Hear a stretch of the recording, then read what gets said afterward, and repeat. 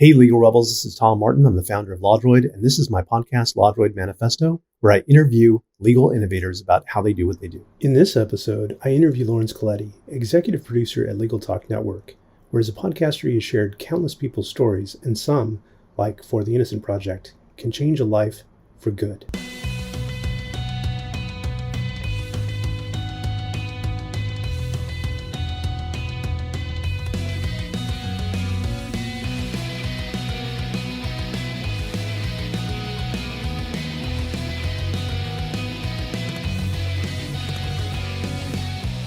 Welcome to LawDroid Manifesto podcast. I'm excited and thrilled, actually, to have our guest on today, Laurence Colletti, who himself is a podcasting maven and one that I can learn a lot from.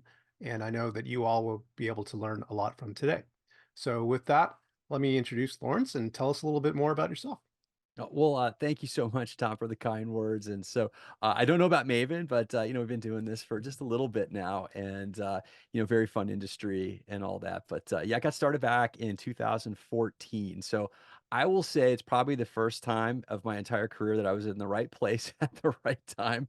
And this was shortly before Serial really hit, and there was a lot of confluence in technology that was going on at the same time. And so mobile broadband was definitely, improving to a point where people weren't afraid to use their data to download, and the app market was beginning to expand. So it was a really great time to be in the industry with all those confluencing software forces all at once. So yeah. Yeah, and for all of you watching or listening that may not be aware, Laurence is the executive producer of the Legal Talk Network. And with that, he, has experience interviewing probably thousands at this point of people, or at least hundreds. Yeah, I think it's hundreds, but yeah, 1,000 would be something pretty tremendous, So, but yeah, probably hundreds at this point. Yeah, and so I was saying when we talked a little bit before we started that it's fitting that it's 10 years, you've been doing this, and I think that you have a really like a wealth of experience because you got into it before it was cool, so to speak. Like the whole content creation ecosystem that exists now was something that was like in its nascent state 10 years ago.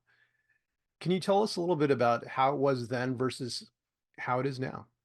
Sure. So, I kind of rewind a little bit back before I started at the network. And, podcasting has been around a while. Our network actually started operating back in 2005. So pre-app world, kind of, I think that's pre-iPhone as well. Content back then was really kind of locally hosted. You hosted it on your server. And so I used to have an adventure sports mapping company back in the day when I graduated law school, and I used to make, short form video and like short form audio explaining a park system that we had just mapped out. And social media had just kind of come on, and was beginning to really grow pretty quickly. And so, post updates and things like that. So it was always short form content, but I was always very passionate about media when I was a kid. My friends and I built this little makeshift homemade editing box, and basically throwing switches and trying to change audio channels. We were making a rip-off movie of the Terminator. And so we really got into it, and so frame by frame, and we would do these long reels of like improved sound and everything like that with sound effects plugged in. But yeah, that was kind of the old days. Now, the app market is really big, and you really can't get anywhere. Obviously, I think most people know this without a social media strategy. And so it's not just about posting once in a while. You need to post regularly. And with the frequency, your presence grows online. I don't understand entirely the algorithms, but I do know that when you're not posting regularly, you fall, and you're not getting noticed as much, and those boosts that you get from new content decrease. So hopefully that answers the question a little bit. Yeah, and I think that's something I definitely need to keep in mind with what I'm doing here. Um, okay, so by the way, that Terminator remix that you made, do you have that anywhere? Have you posted it on YouTube? I think that's in my mom's attic somewhere, and gratefully no one's seen it but me and my friends. So So you actually were in JD MBA, right, at Leola? that's correct.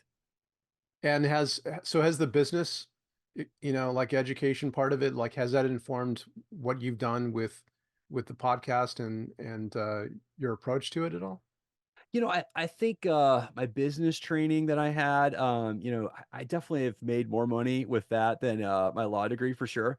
I think in terms of managing projects and things like that, I think that that training from my master's was, very instructional. So kind of helped me organize projects and help me push them through, work with teams and things like that. So I think there's a lot of great background there. But also, there's some aspect of planning where you're going to get some spreadsheets out and you're going to plan something out over a long term, and you have to budget, try to figure things out and make sure that everything fits together. You need to be able to analyze data.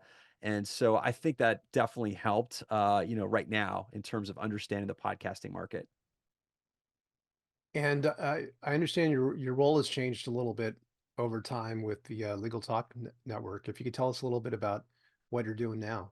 Sure. So I started on as just a producer, and over time, as we grew pretty quickly since we acquired the network. So we didn't found the network, we bought it, and they plugged me in to kind of help grow it. And so I got promoted to executive producer, which I remained executive producer for a very long time. And then recently, we've been purchased by InfoTrack. And so there's been some shuffling of the chairs on the deck. And now I'm the director of special projects. So what are special projects? That is a good question. So, so it's we right now we have one special project that we're working with, formerly known as the California Innocence Project. It's since changed entity names. It's the Innocence Center now, and we have a show with them now called For the Innocent. It used to be called the California Innocence Project podcast. And so that's one of the special projects. That was one where we're taking kind of a deviation from our normal. As people that have listened to the network for years, no, we do a lot of, interview formatted shows. And this one's a little bit more narrative tone, a little bit of storytelling, but it's really about the true life accounts of people that went to prison for crimes they didn't commit. And it took many years to get them out. Some of them serving, 20, 30 years behind bars for a murder that somebody else actually did. And this is about the legal team that gets them out. It's about the exoneree, the person that eventually is found innocent. And we first get the story in their own voice, and we listen to them in their own words describe what happened to them and how their life was turned upside down through wrongful incarceration. And then we learn about their journey out. And after we hear from the exoneree, there's usually some follow-up episodes that explain what went wrong in this case. Like there's some cracks in our system, our criminal justice system. And my observation is that I think most people working in the criminal justice system have really good intentions. It's just that sometimes the cogs of the gears of our criminal justice system don't always line up. People can slip through the cracks, and sometimes you do have bad actors. And unfortunately, that means that innocent people get ensnared for crimes they didn't commit. Wow. It's a bit mind-blowing that, I mean, when we go to law school, we, learn about how it's better to let, you know, 10 guilty men go free than to have one unlawfully spend the rest of their life in prison. And it seems like maybe that happens more often than we think. That was kind of my big eye opener. And I remember leaving a tour of the California Innocence Project back when it's called that, and just thinking about how many years and decades of people's lives got taken from them, their freedom. And I walked out of that tour with the executive director, Michael Semanchik of the Innocence Center now. And I called my boss, Adam Camaras, at the time. I said, "Hey, we got to do a show with these guys. This is something I wasn't aware of. This is one of the most meaningful days I've had on the job. I just learned something new. I'd always worked with contracts and, help businesses, make more money. I'd always help them with their operating agreements or landlord tenant agreements or something like that. And, worst case scenario, people lose money in that deal, but they don't lose their freedom, and they're not accused of horrifying crimes and they're not abandoned and thrown out by society. And I just looked at these stories and you can see the hurt on people's faces. And you can also see the joy when they suddenly regain their freedom. And I just knew that we had to do something to bring some of these stories to life. So that quickly became a very, it's a project, a passion project now, something I'll pour a lot of extra time and energy into these days. Wow. That sounds amazing and a really good cause to highlight. Um, Amongst the different like shows that you have, how many shows are going on right now for the Legal Talk Network? We've got just north of 30 of them, and they have all different types of content. We have some for legal marketing. We have some that are practice management specific. We have some that are dedicated to specific areas of law, and we have some current events ones and some storytelling ones as well. What are the storytelling ones? We have two primary ones right now. So one that's been kind of put into production, Mothballs, Make No Law, which is one of my favorites. So we worked with Ken White, who's a free speech commentator. You'll see him sometimes on CNN and other network news whenever there's a free speech challenge there. And he came on and hosted a bunch of episodes. It was wonderful. We did a Foley in the studio, so which means sound effects, which was a lot of fun. And so there's a few episodes in there that we made some pretty cringy sound effects there, which I listen to and get a little grossed out, but that's the whole idea. And so that was a lot of fun, that show to work on. There's wonderful music, and that was one where I worked with our head audio engineer Adam Lockwood, and a lot of that stuff is originally scored by him. And so it's wonderful to incorporate his talents into that show. And so that was a fun one. That was one of our storytelling narratives. And the next one, of course, is the one that we're working on now, the For the Innocent podcast, where we are bringing stories to life. And so we are telling the stories of exonerees. And so that's the other storytelling narrative that we have. So lawyers that are listening to this, they probably understand that at this point, it actually is all of us that benefits from creating content. Lawyers, when they talk about what they do, like let's say it's, I don't know, estate planning. Um, the more they talk about that, the more they engage with people, the more people see them, know who they are and want to engage with them. And it's just this educational marketing, flywheel that gets created. Like what tips would you have for them about how they can start that flywheel?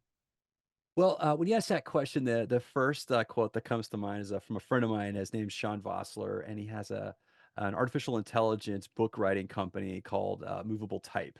And one of the things that he says is that we are all content.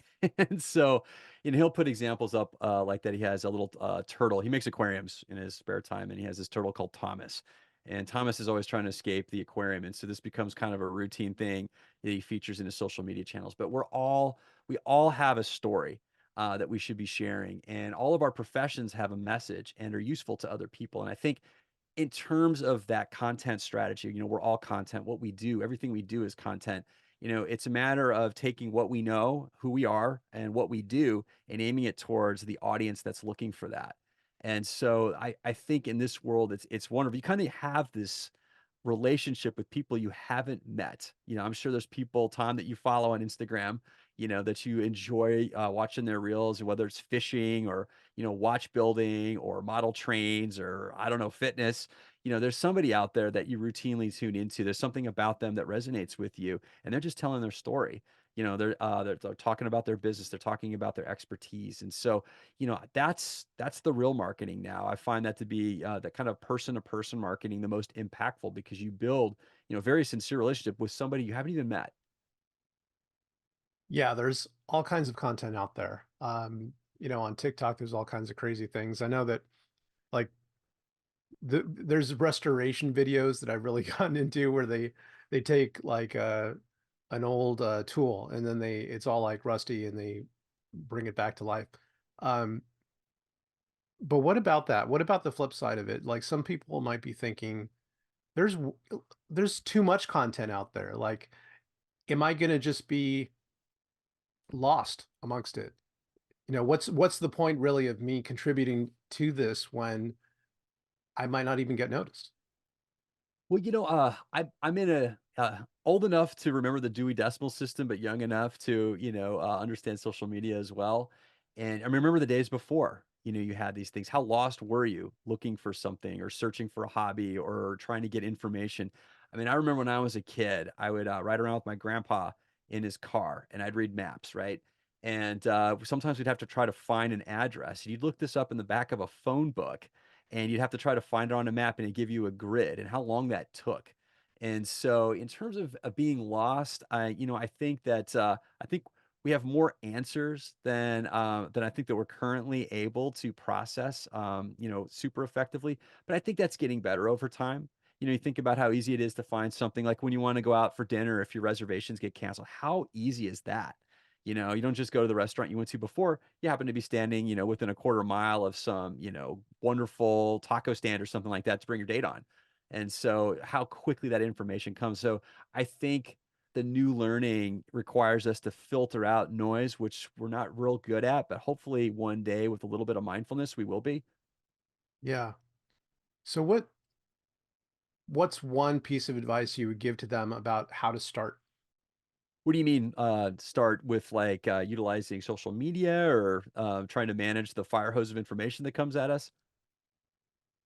Yeah, probably both. But look, I was thinking like, what's one piece of advice that you would give for lawyers about how to start uh, with creating content? Like maybe it's a YouTube video, maybe it's just a 1 minute, uh, you know, recording that they could put on TikTok. Like, what do you think would be the best way for them to get started that is low impact, low stress? So low impact, low stress. So I think the most important thing to keep in mind when you want to do a content building strategy, when you want to start marketing what you do, is to be consistent. So no matter what you do, keep whether it's writing, whether it's audio or video, keep it on schedule.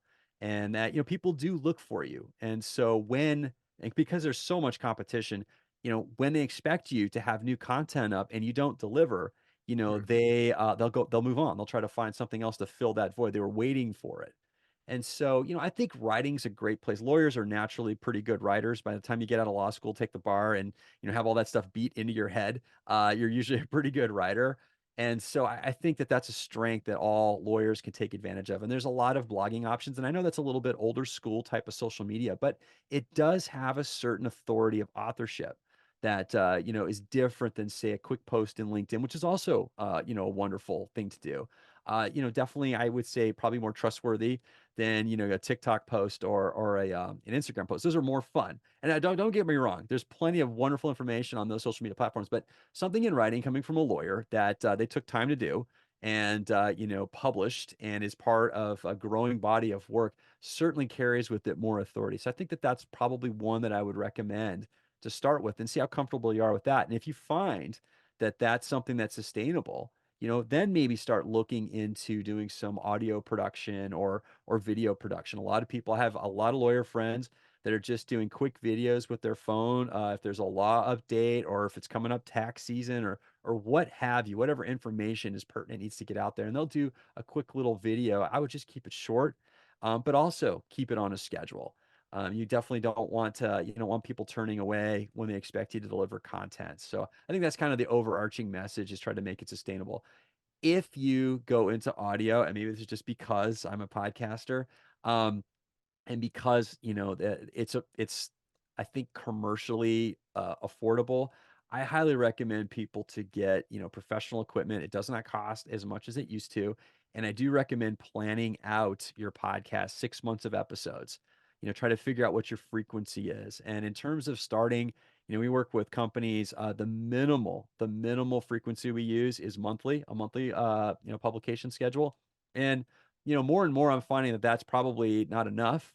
So I would look to try to get something on twice a month as quickly as you can. And if you can, and even if they're shorter episodes, weekly is probably the best. And so once you kind of get to that, and you get used to it, you really are creating some big space and developing, reputation. That's the kind of stuff that gets you invited to conferences and public speaking events and things like that. And that really gets your name out there. But that's my advice. Be consistent. Hire some professionals to help you with your audio quality, and use some professional gear. It's a very competitive market, and lawyers are lawyers, and they need to put their best foot in front of them. Well, thank you for that.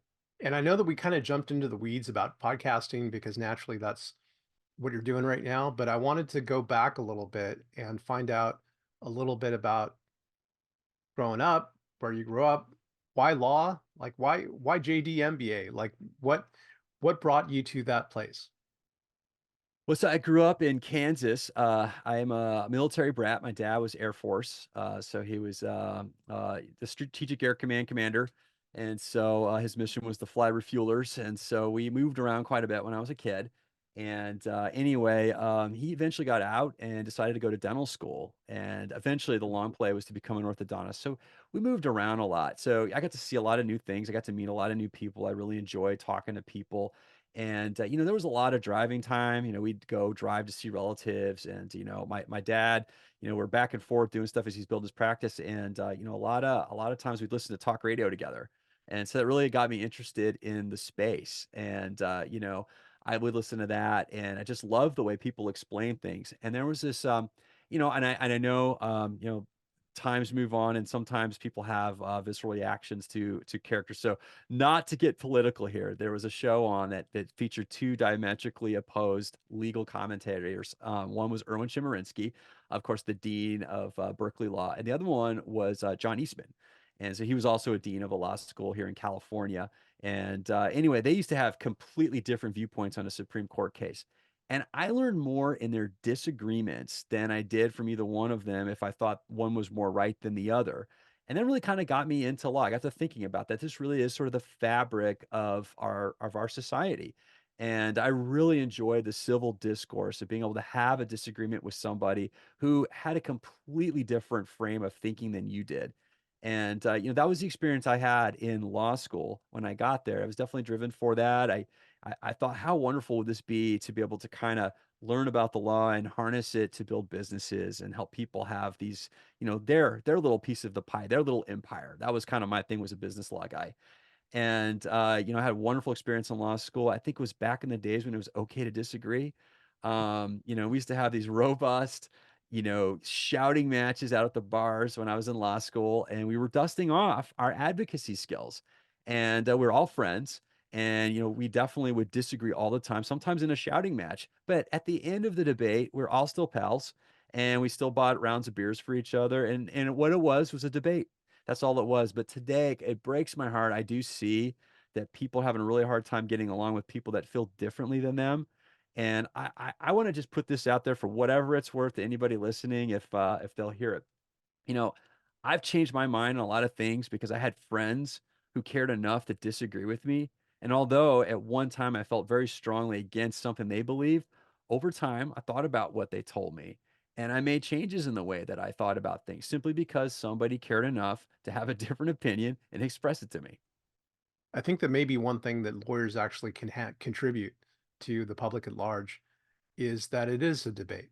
That it is possible to have civil disagreements and discourse, because as lawyers, that is something that we're kind of trained to be able to do, and to keep, even if not always a professional distance, that we can be professional about it, even though we disagree. And I completely hear you. 100, 1,000%, that when it comes to people talking, regular people, like, a lot of times it falls into these two different belief camps, and then nobody's hearing each other anymore.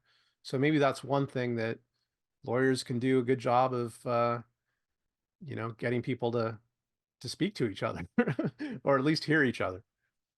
Yeah, I think so. And at the end of the day, as advocates in a court system, where we civilly, work through unworkable problems. If there's a property dispute or, like probably the worst thing, custody dispute with children, there's a system, there's rules that apply to everybody. And we go to court and we advocate on behalf of our client. And we have two people that feel very passionately in different directions. And the decision that comes out of that is going to impact one of them more than the other. But there's a set of rules and there's a way to do it in a way that's civil, and so I think that that's something at our core as lawyers we understand because we deal with people we disagree with all the time. And I agree with you, Tom.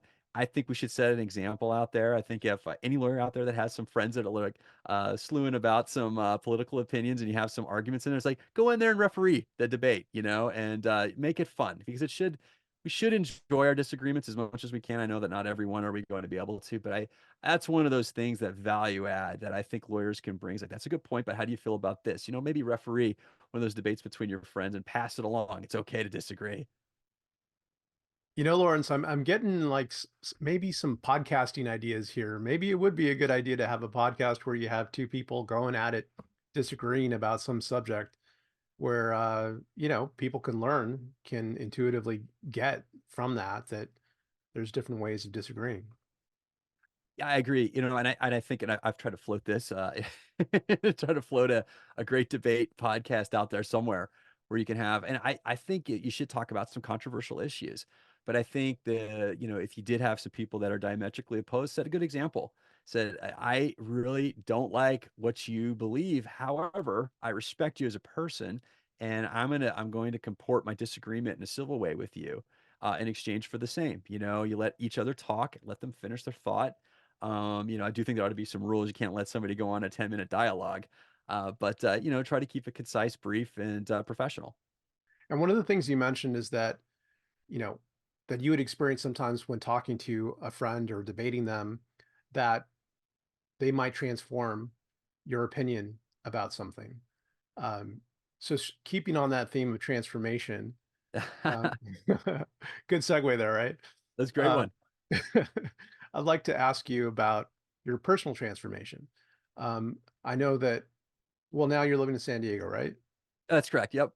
Yeah, and every once in a while, and we're friends outside of this, and see what you post on Instagram, and sometimes it's like these gorgeous vistas of you, like from you running on the beach of a sunset or sunrise, and you've really incorporated more activity into your life, right? Yes. Yes. So, if it's all right with you, I wanted to ask you a little bit about that because, Sure. as I've shared with you, it's been a personal challenge of mine to uh, to do that, and in a way, you've been an inspiration to me to go down that road because it's something that is not only like personally fulfilling but necessary for all of us. And so I'd like to learn a little bit more about the before and after, like how you started and why you started. Well, first, thank you for the kind words, and I think, I've you and I've connected in a couple of years, and just kind of monitoring each other's progress, and I know that you've made some tremendous progress towards your goals, and so I want to say congratulations on that. So I know you're working at it. You're also running a company, and so that's a very difficult thing. So you're wearing many hats, plus you have to balance those priorities, and it's difficult. So. I guess, the starting point for me was that, I got up to a pretty scary weight number for myself. I've never really been a super heavy person, but, in the last few years, especially during the pandemic with, all of the gyms closed down, and, we even had parks out here in California, beaches shut down, and it was difficult to kind of string together a run that was away from the road, at least where I lived. Mm. And so, I got pretty heavy. I got up to about 250 pounds, and that's the most I've ever weighed in my life. And I just kind of woke up one day, and I just realized that the person I set out to be and the person I was at that moment were so far apart. It was devastating. It really was. And as painful as that was, it was definitely a catalyst for some change. And so, I think on those tough moments when we're honest with ourselves, that's a feature, not a bug. And so the pain that you feel, the dissatisfaction, the worry, that's a good thing if it drives you towards making some healthy changes. And so, I decided I needed to kind of reanimate my body. It was, during the pandemic, we worked a lot. I think our company, like every other company, was worried, what was coming down the pipeline for us. And I worked a lot of hours. We're working, our team was working hard. Our managers and our extended companies were working hard. And, I know for my part, I was putting in 16, 17 hours a day, Monday through Friday, and I was working Saturdays and Sundays. And, you kind of cope with stuff. And so eating bad food, developed a bad relationship with ice cream bars. And so, anyway, I needed to make some changes, and so I started slow.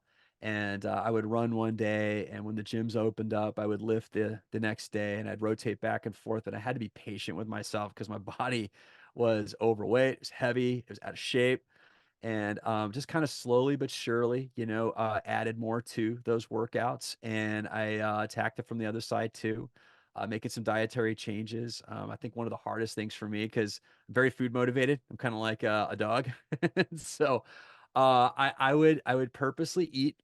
I mean, leave myself just a tiny bit hungry. It's like I feel I like I'm filling up, and I'm gonna wait.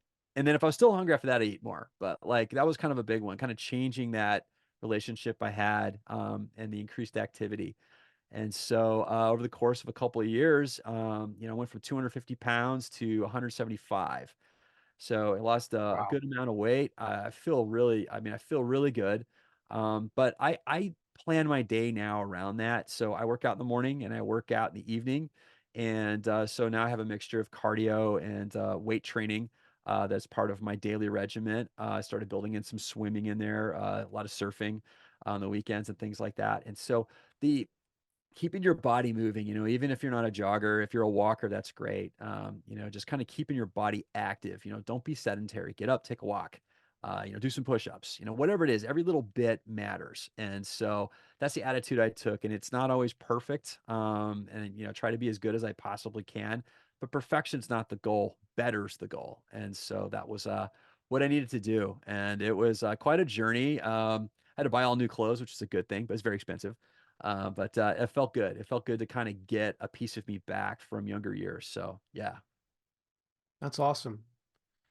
And I hope an inspiration to people listening in because like you can take you could take where you're at and think that that's where you're always going to be, and then look to where you want to be, and then sometimes that could actually frustrate frustrate you from even starting. I've struggled sometimes with keeping consistent about it. And how do you like is there something that you do that helps you to be consistent? Is it just a matter of putting in the time every day that makes you do it the next day? Like what what is that for you? Well, I had to look at my weaknesses, and so I'm very food motivated. I'm usually pretty hungry all the time. But I would do little things, and so I would kind of replace foods, and I wouldn't say no to like absolute no's to everything. It's like I'm never going to eat cake ever again in my life, until I get to this goal. What I would do is like, I'd find some other things that I enjoyed. Kind of experiment with cuisine, different things that were healthy, and I would fill it in and say, I'm not going to eat less. I'm just going to eat better, and that's a big part of it right there. There's like our food that we have out there is designed to taste really good because people want to sell us more food. And so those cakes taste tremendous for a reason. And so I kind of had to change that relationship. So I think part of it is one, just consistency and activity was big for me. The other one was attacking it from the other end and, kind of just trying to eat better all around. And one of the big things, I know you travel a lot for work, and man, that's a tough one. Eating on the road, healthy is tough. And so one of the things I do, I go to Costco and I buy a lot of protein bars and I bring those with me. And so if I'm getting between meals and I know I'm getting hungry and like I know I'm at a hotel, I know I'm at a conference, and I know they just put out like 2,000 donuts for everybody to try, I'm gonna go have one of those protein bars. And so if I still want the donut after I have that protein bar, well, we'll negotiate later. But I have found that if you can kind of control those times in your week, and for me, that's one of those times when I'm hungry and that kind of food shows up and it looks so good. It does. If I can give myself an alternative, that was kind of my answer to it. So I kind of had to play into my weaknesses a little bit, and it's tough for me to say no to food. I think most people are like that, and I over the time, when I was stressed, it kind of became a stress eater. And so that was another thing I would do is like, why don't we go do 30 push-ups instead of going to get that bagel? Try that first. If you still want the bagel after that, go get it. But I found more often than not, if I could do 30 push-ups, or if I could go do some crunches or something like that, when I was feeling stressed, I really just needed a break. If I was putting in some long hours, I just needed to take a step back. And if I could go for a walk, and get outside of my own head, I wasn't using that as a crutch to eat more. And that was kind of my weakness, is that I was using it as a break. I was using it as a stress release, but also we were working so hard. Things were tough, and it was just a moment of pleasure, just a moment of levity in a really challenging day. One thing I'm curious about is that you've had this growth personally in kind of dialing in these habits and being consistent about your physical regimen and like your diet and like what you're eating, like not diet in the sense of like being on a diet, but just being more intentional in what you're eating. So with those choices, like has that impacted your professional side at all? Like has that discipline, or has the consistency that you've brought to your personal life has that bled over to your professional life, and what have you learned from that? I think I've always been pretty disciplined, professionally. That started back in college, grad school, and things like that. But kind of the new spin on it is that I think I've learned to be a little more patient with myself through that process of, kind of onboarding some new behaviors. And one of the things that it's kind of bringing out is like, I just re-engineered my diet, just re-engineered a lot of activity. What can I do to sort of re-engineer my work? How can I make it better, more efficient? And so one of the things that my goal for New Year's is to be more mindful. And so, I think sometimes we get caught up in moments and events and we're talking with people and we're kind of missing the forest from the trees, right? And so that's one of the things that I want to get better at. And so I'll give you an example. We launched our show. We had for the Innocence Show. Back then, it was called the California Innocence Project podcast. But anyway, we were launching, and it was part of a book launch too. So we had this big party over in Liberty Station here in San Diego in the harbor, and the California Innocence Project they did a wonderful job putting it together. And we were at this wonderful party. We all kind of like a bunch of us got up and talked a little bit, and there's just tremendous people there. And I really needed to take a look around the room and make sure that I was talking with everybody. And I regret that. I don't regret who I talked to because I talked with some wonderful people, but there was an opportunity there to kind of float around the room and get to know people I didn't already know. And, I missed that moment. And that's just a small example. But that after that, I was like, man, there was just a bunch of great people there that I didn't even get to talk to. And because I wasn't mindful, I wasn't taking a step back and seeing the bigger picture. And so that's something that I want to work on. And so I think kind of answering your question, what did you learn from some of this process? And I think for me, it was seeing the bigger picture. Sometimes the day to day is too much to look at. It's, am I doing better week to week? Am I doing better month to month? See the big picture. And so that's my 2024 goal is to be more mindful. And I think that comes as a direct stem from some of these other changes. Yeah, I think I could probably be more mindful too. um, in You're making pretty like mindful, Tom. You seem pretty mindful. I mean, in making intentional choices. Like one thing that I need to be better at, but using Sundays, for example, as a way of looking back on the last week, seeing what's been accomplished, and then actually having a strategy for the coming week. That's one thing that I've found that has brought some, in a way, kind of a peace, like a peaceful mindset to approaching that week. Because rather than stepping into the chaos on Monday morning, you have an idea of, the outline of what you'd like to accomplish, and you may not accomplish it exactly the way you have in mind.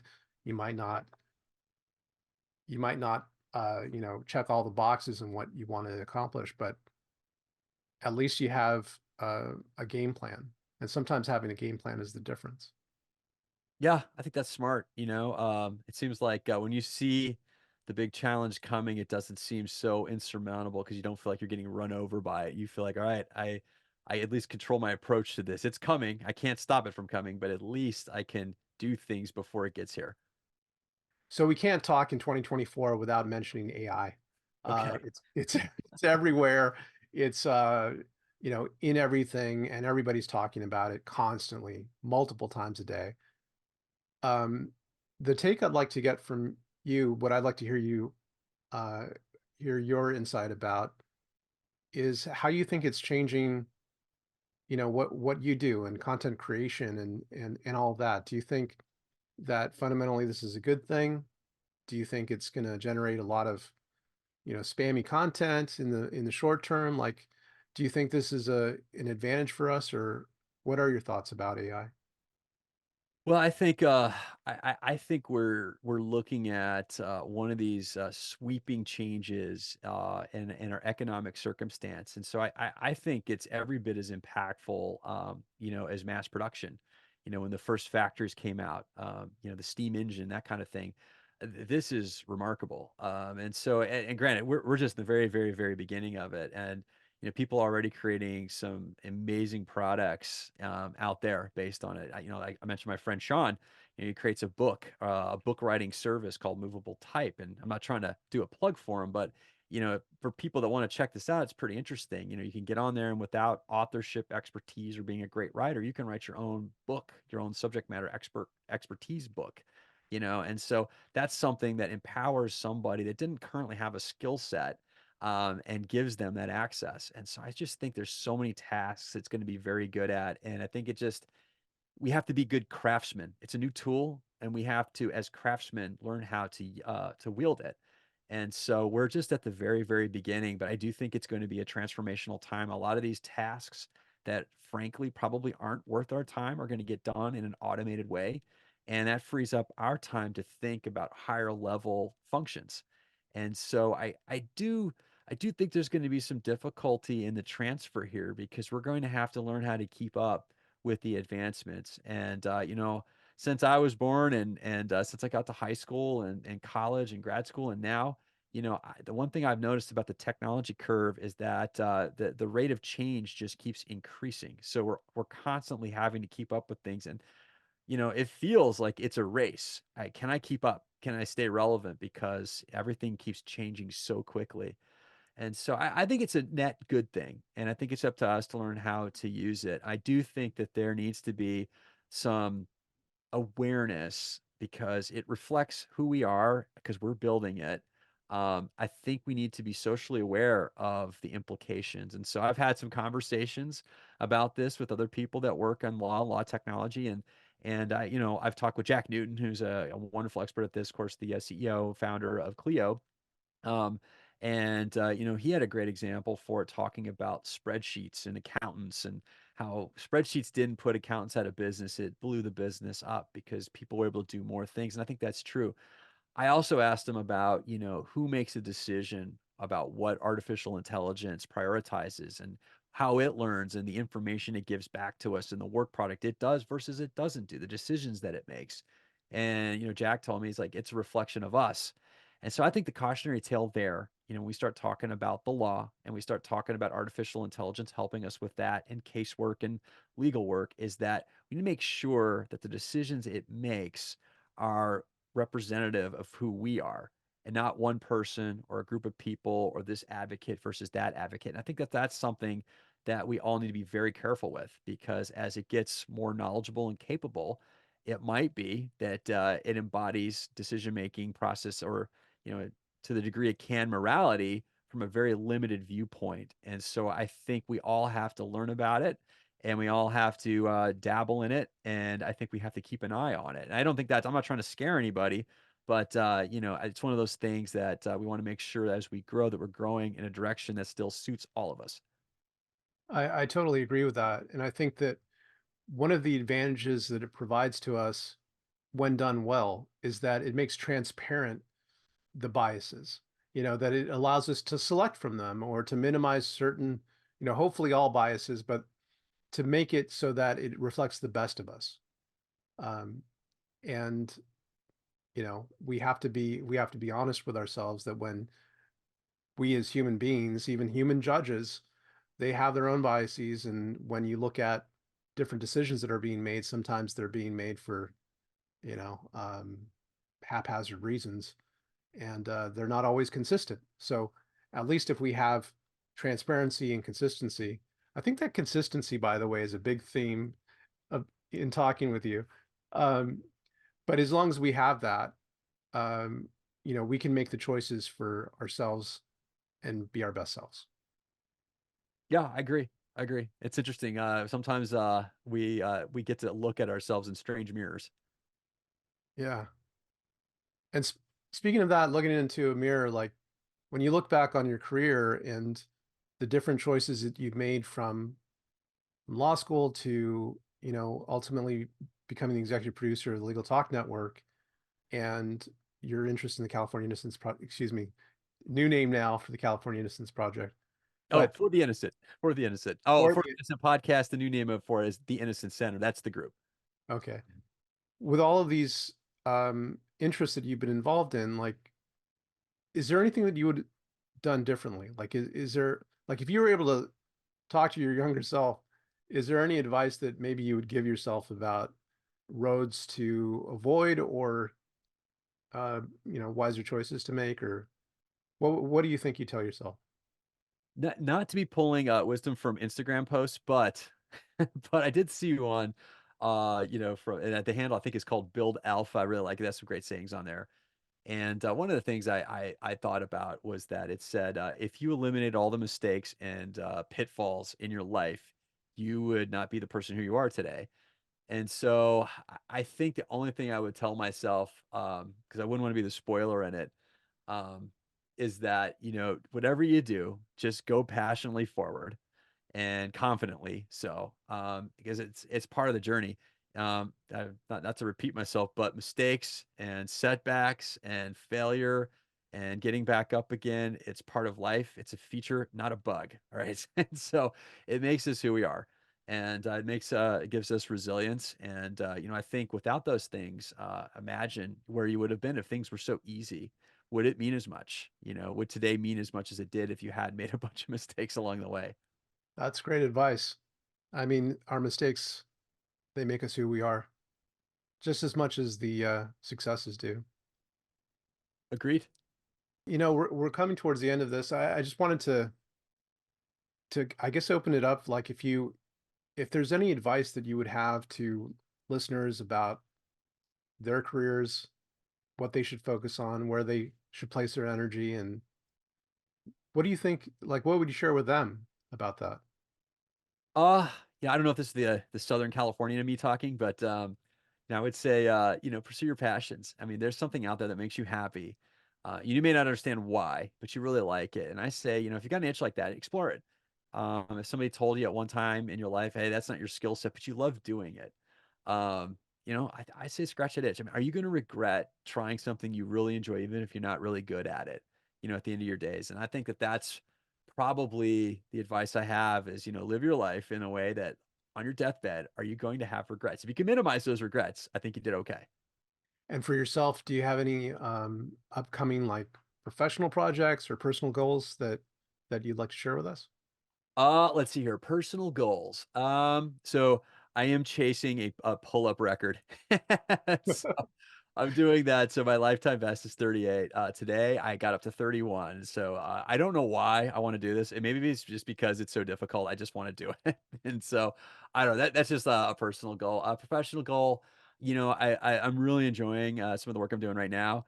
And with I'm working with this the Innocent Center doing the For the Innocent podcast, but recently been dabbling in a little bit of mini documentaries. And so I really like that space. It's not something that takes a tremendous amount of time to do. We're talking like years of production.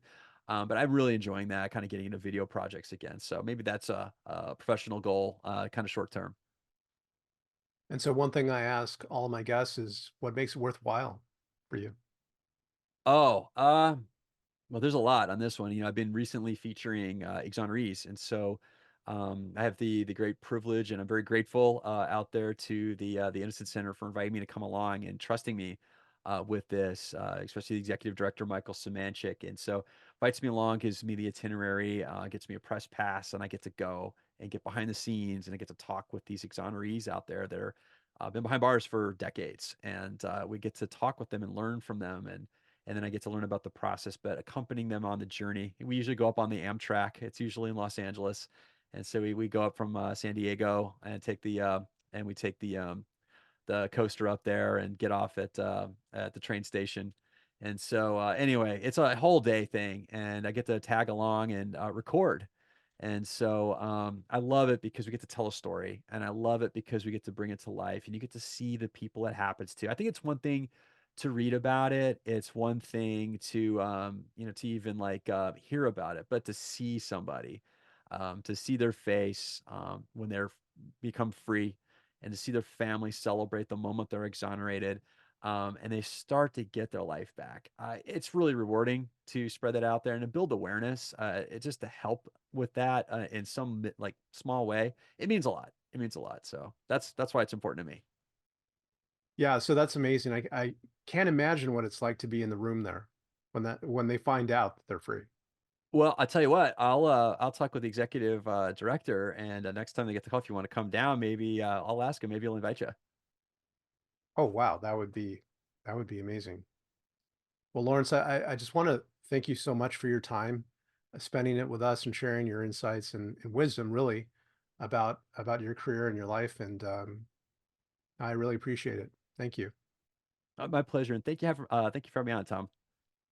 One last thing I want to ask you is, how can people keep in touch with you and learn more?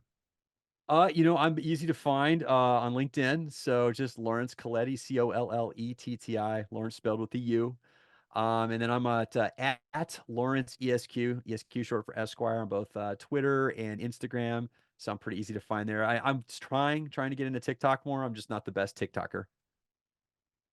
Yeah, me either. But but hopefully we'll both grow our following on TikTok too. Well, thanks again, and thanks to all of you for listening to or watching our podcast on LawDroid Manifesto. I'll see you next time. Thank you so much for watching the latest episode of the LawDroid Manifesto podcast. To keep in the loop about upcoming episodes, please subscribe to LawDroid Manifesto and you'll get notified. Thanks for watching. See you next time.